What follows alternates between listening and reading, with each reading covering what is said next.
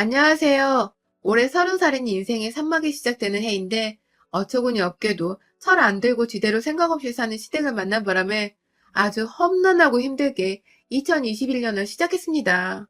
얼마 지나지 않은 새해이지만 저는 그 어느 때보다 누구한테 말 못할 정도로 힘든 시간을 보냈으며 그래서 그 어느 때보다 제 스스로가 독해지고 또 치열했던 순간을 겪었어요. 아직도 후유증이 남은 저의 사연을 씩씩하게 들려드리겠습니다. 저는 외고를 졸업했고 나름 상류 대학이라 불리는 4년대 대학을 졸업했습니다. 태어나서 공부를 소홀히 했던 적이 없었고 그 과정에서 경쟁이란 것을 처음으로 배웠던 것 같아요. 내가 실수를 해서 좋은 성적을 받지 못했다면 그것은 곧 나와 비슷한 성적을 가지고 있던 아이의 성적이 더 좋을 것이라는 걸 의미하는 것이었고 그렇게 사소한 것들을 두고 희비가 엇갈려 보길 몇 번 겪고 나니 자연스럽게 내가 더 잘하고 싶다는 경쟁의식을 배워나갔어요. 더 잘하고 싶으니 더 공부를 열심히 하게 되었고 외고나 대학 등 열심히 한 결과를 얻게 된 타이틀들이 좋아서 경쟁이란 게 마냥 나쁜 것이 아니라는 걸 또 느지막이 배워나갔죠. 학교를 졸업하고 나서는 유니콘 기업으로 불리는 회사에 경력도 없는 사회초년생인데 좋은 연봉을 받고 입사를 했고요. 들어가서도 동기들보다 빠르게 승진하는 중인데 이것 또한 다 선의의 경쟁과 이를 위해 매일같이 노력하며 사는 저의 결실이라고 생각을 합니다. 그렇게 살았던 제가 연애 6개월 만에 결혼을 했습니다. 더 빨리 할 수도 있었는데 1년을 만나보고 결혼하라는 부모님의 반대를 겨우 무릅쓰고 설득하다 반년으로 합의를 보고 제 딴에는 오래 기다린 것이었습니다. 남편은 프리랜서 사진작가였는데 개인 작업실이 있어서 주기적으로 자잘한 명함사진부터 시작해 커플이나 가족사진 같은 것들도 많이 찍더라고요. 저는 그런 남편의 작업실에서 친구 둘 데리고 우정사진을 찍으러 갔다가 남편을 처음 만나게 되었고요. 남편의 작업실은 그 동네에서 핫한 사진관이었고 초록창에서 검색을 하고 예약을 미리 했었던 친구의 말에 따라 저와 나머지 친구 한 명은 각자 퇴근 후 그곳으로 바로 찾아갔습니다. 제가 일하는 곳과는 달리 작업실이 있던 동네는 대학가여서 그런지 굉장히 핫하고 또 활기찬 간판들이 거리 골목 곳곳마다 아주 줄을 이루고 있었고 내심 오랜만에 영한 분위기의 동네에 왔다는 이유로 친구들과 전 동네 입성부터 상당히 들떠있었죠. 일단은 남편 작업실을 먼저 찾아냈던 친구가 1등으로 도착을 했었고 남편은 당시 이 친구랑 작업 전 분위기를 편하게 하겠다며 막 대화를 주고받고 있었는데요. 그 모습을 2등으로 도착했던 또 다른 친구가 지대로 오해를 해서는 저 둘이 썸을 타는 게 아니냐며 마지막으로 도착한 저를 구석으로 불러들여서는 사진작가와 친구가 서로 첫눈에 반한 것 같아 라며 호들갑을 떨었죠. 이 얘기를 먼저 듣고 나서 작업실 안으로 들어가며 남편의 얼굴을 처음 보게 되었는데 머릿속에 당시 떠오르는 것은 바로 사랑과 전쟁이었습니다. 친구랑 썸 타는 가게 사장을 짝사랑하는 또 다른 친구 뭐 이런 복잡한 관계가 막 생각나 버리기 시작했거든요. 제가 그만 남편의 얼굴을 보고서 첫눈에 반해버리고 만 것이었죠. 친구들이랑 기념사진을 찍으면서도 내내 긴장을 풀지 못해서 얼굴과 몸이 경직되어 있었고 그게 남편한테도 다 티가 났었는지 남편도 촬영 내내 제 긴장을 풀어주겠다며 유독 말을 많이 붙였는데 옆에 있던 남편과 썸을 타는 줄 알았던 친구가 저한테 귓속말로 너 좋아하나 봐. 네 스타일 아니야? 잘 어울리는데 하면서 오히려 저를 막 밀어주는 겁니다. 그 순간 어찌나 하늘에 감사했는지 몰라요. 썸 타는 줄 알았던 친구는 그냥 친절하게 대화를 주고받았던 것뿐이었고 둘 사이에 아무 스파크가 없었다는 것에서 정말 1000번 만번 친구한테도 그리고 남편한테도 감사해 했었죠. 그리고 이내 저는 남편한테 마음을 줘도 된다는 안도감이 들어서 했는지 몸 안에 쌓여있던 경직을 차근차근히 풀어갔고 그렇게 저한테 말을 걸던 남편과는 촬영이 끝났을 때쯤엔 말까지 놓게 되었답니다. 대화를 나누다 보니 저희가 동갑내기에 학번까지 갔다는 것을 알게 되었거든요.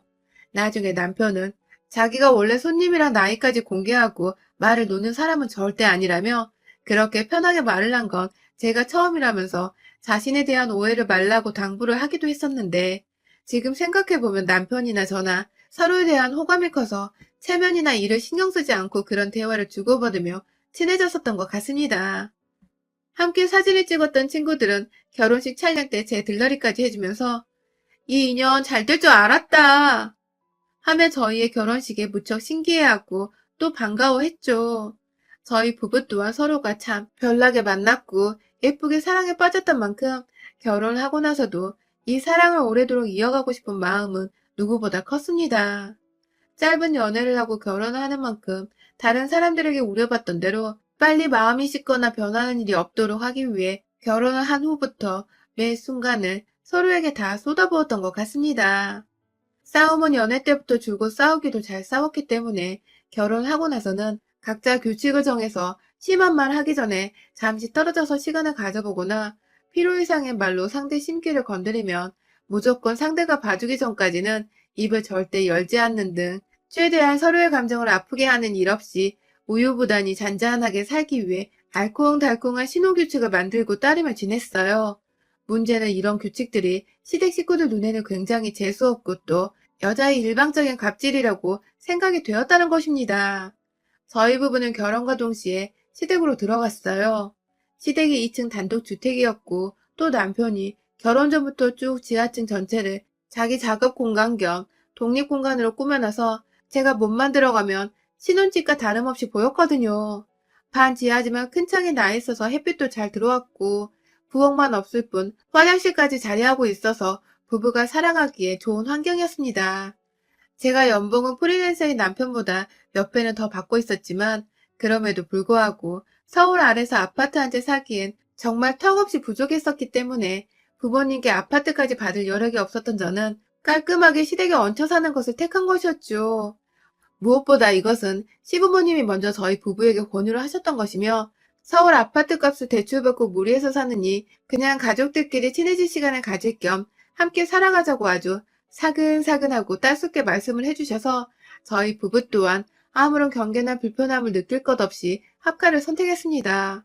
그런데 이게 아주 꼴사나운 사기 행각이었다는 것을 저는 결혼을 하고 합가를 하고 나서야 차츰 알게 되었습니다.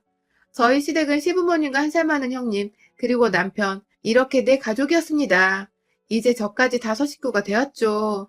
지하실에 신혼방을 차리면서 규모가 생각보다 크길래 저희는 빈티지한 스튜디오 형식의 방을 꾸며보기로 했습니다.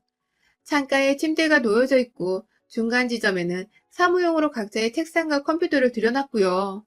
그 옆에 TV와 소파를 놓아 오락 공간 용으로도 겸하고 위층으로 올라가는 계단이 있는 곳에는 큰 분재 화분과 제가 제 방 안에 걸어놨던 액자들을 가져와서 작은 갤러리처럼 입구를 꾸며놨습니다.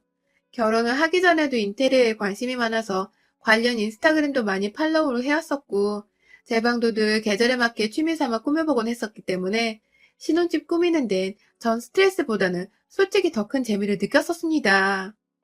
그런데 저희 시댁 식구들 눈에는 그게 그렇게 꼴사나웠다고 하네요. 대뜸 지하로 내려오신 시어머니와 형님이 헐, 집골이 이게 뭐야?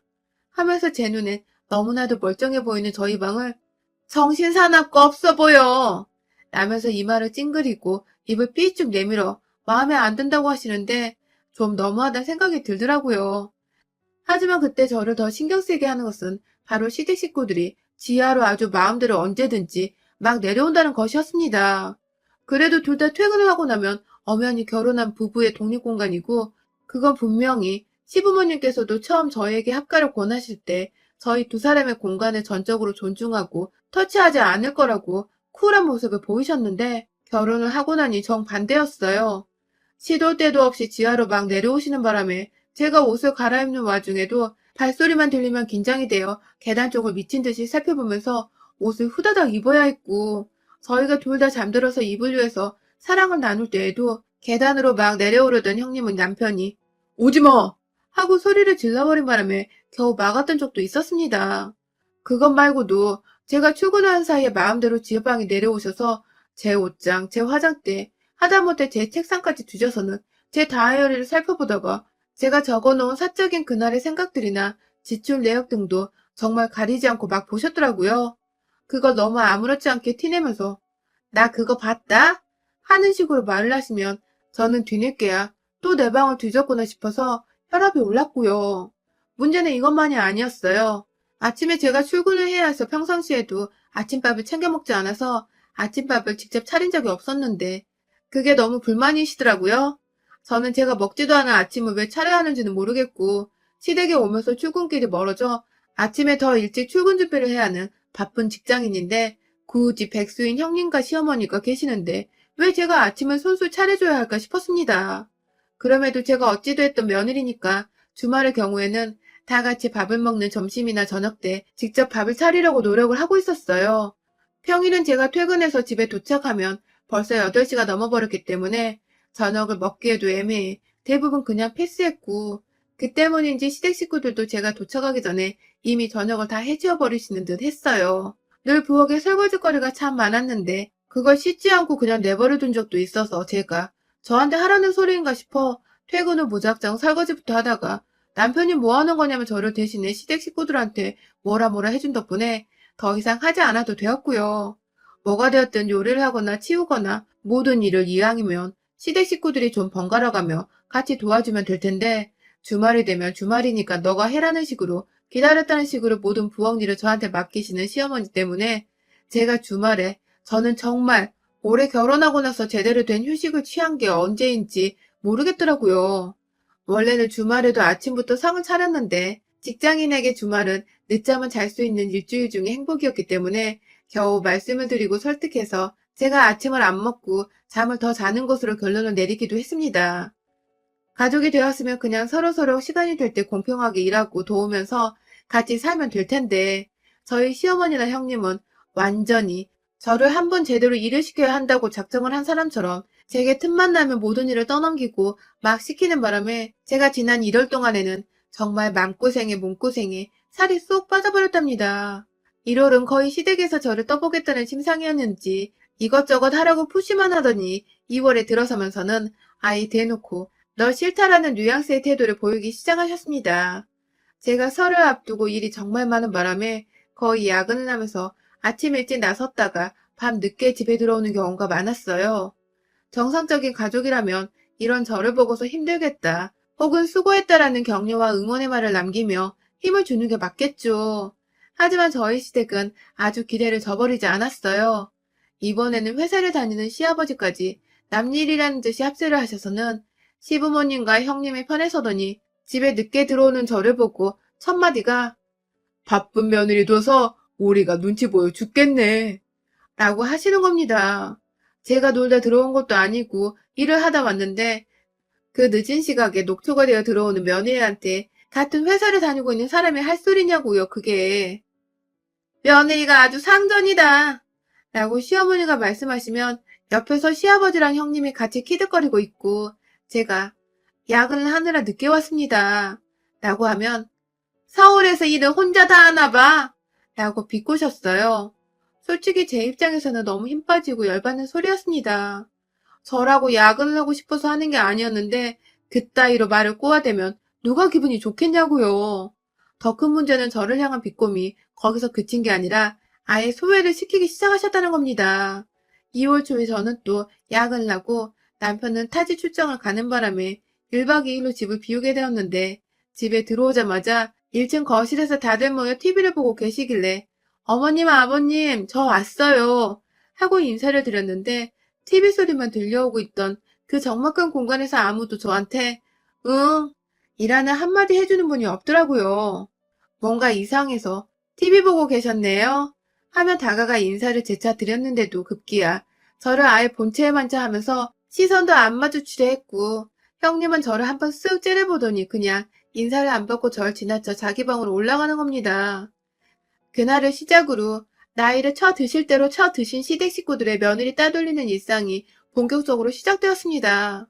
제가 출근을 하건 퇴근을 하건 아침에 마주쳐도 인사도 안 하고 없는 사람처럼 투명인간 취급을 하시는 건 물론이셨고 남편이 돌아온 후에도 애초에 남편이 결혼을 하지 않은 것처럼 남편 이름만 불러 밥을 먹으러 오라거나 간식 먹으러 올라오라고 외치셨습니다.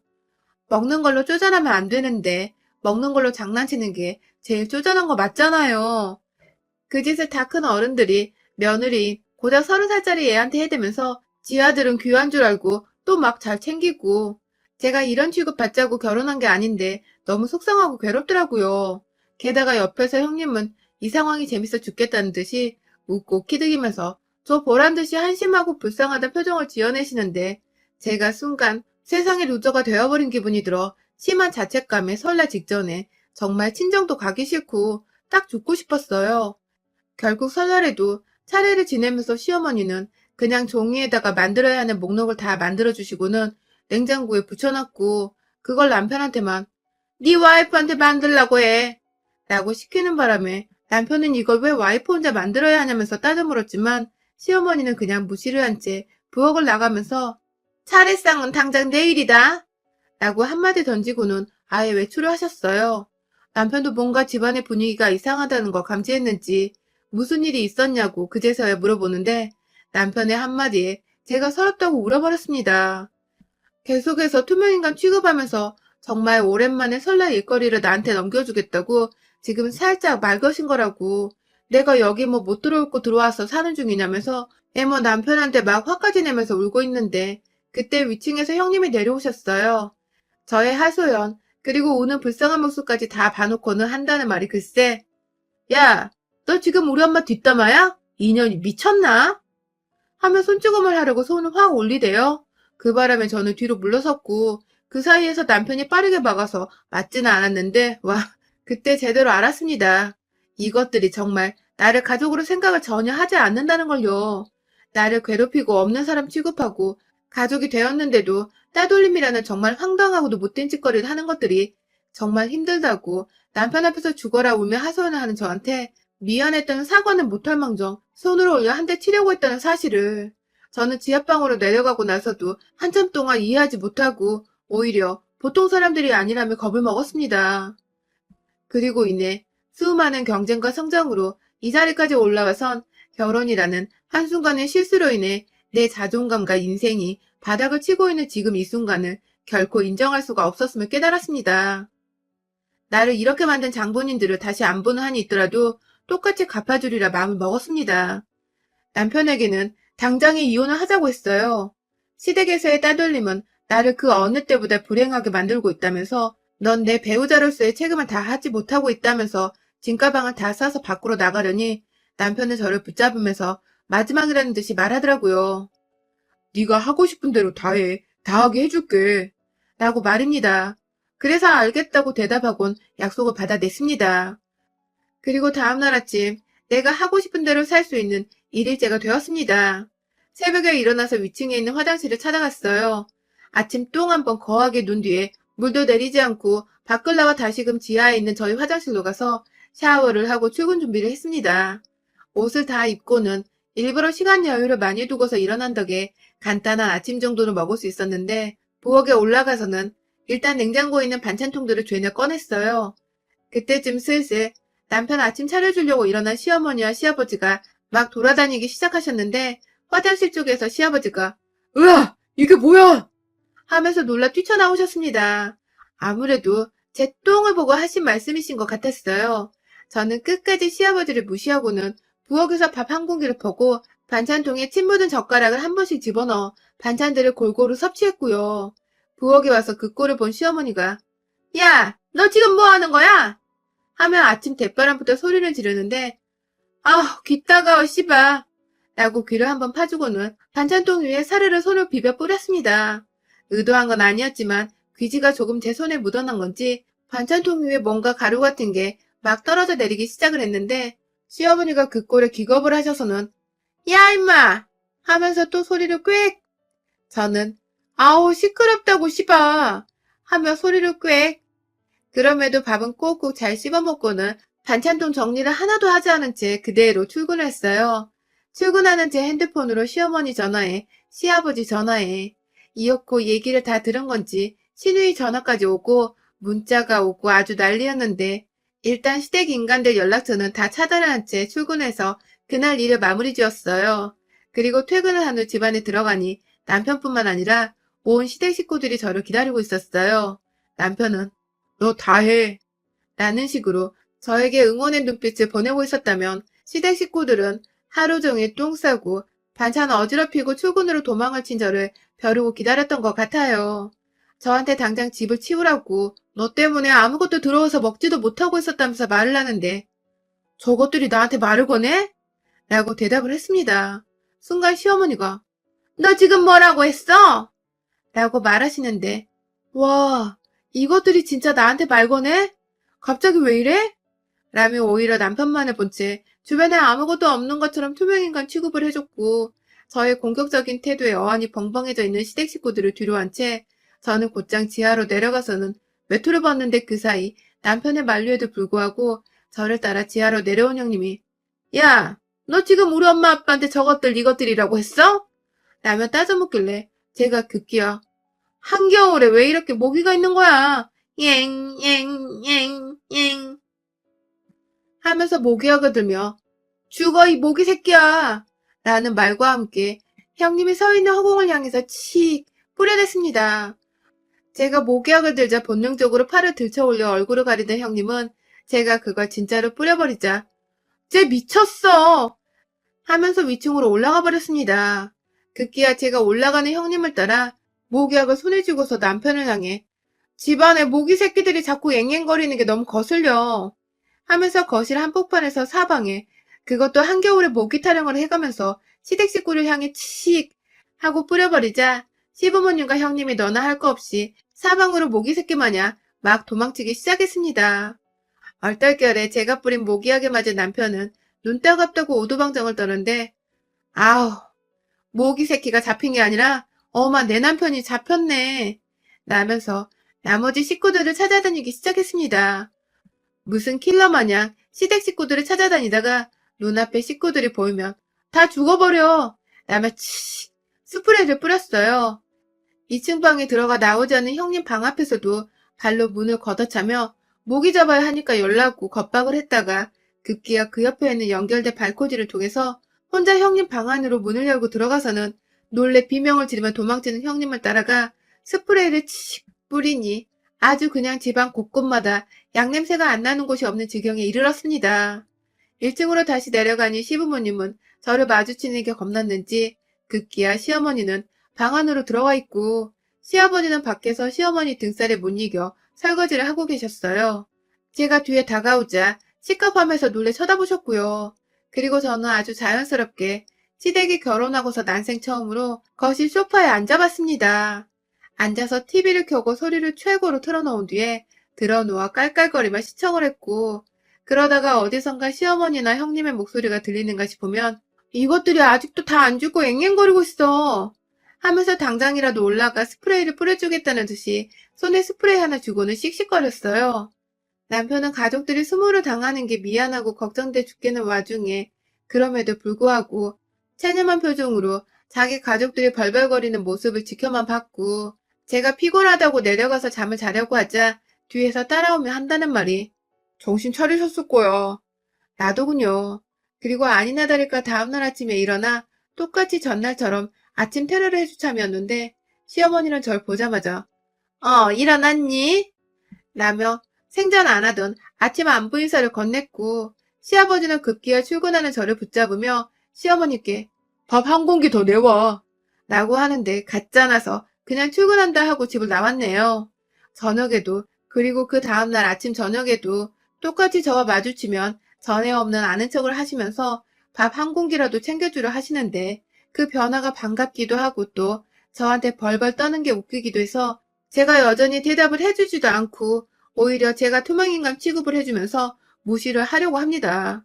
뭐 지금 무리해서 월세로 독립을 하고자 준비를 하고 있기 때문에 제 화가 풀렸을 때에는 아예 짐 싸서 그 집을 나와버릴 것이고요. 팔자에도 없는 며느리 짓을 하면서 생전 TV 재벌 드라마에나 나오는 따돌림을 당하고 투명인간 취급을 당하느라 제 속이 아주 썩어 문드러졌었는데 미쳐 날뛰는 놈들에게 똑같이 미친 척을 해주면서 경고를 날리니 그래도 길을 꺾고 나쁜 버릇을 고쳐줄 수 있었습니다. 요즘 일진 놈들이 학폭으로 뒤늦게 까발림을 당해서 욕처먹고 있잖아요.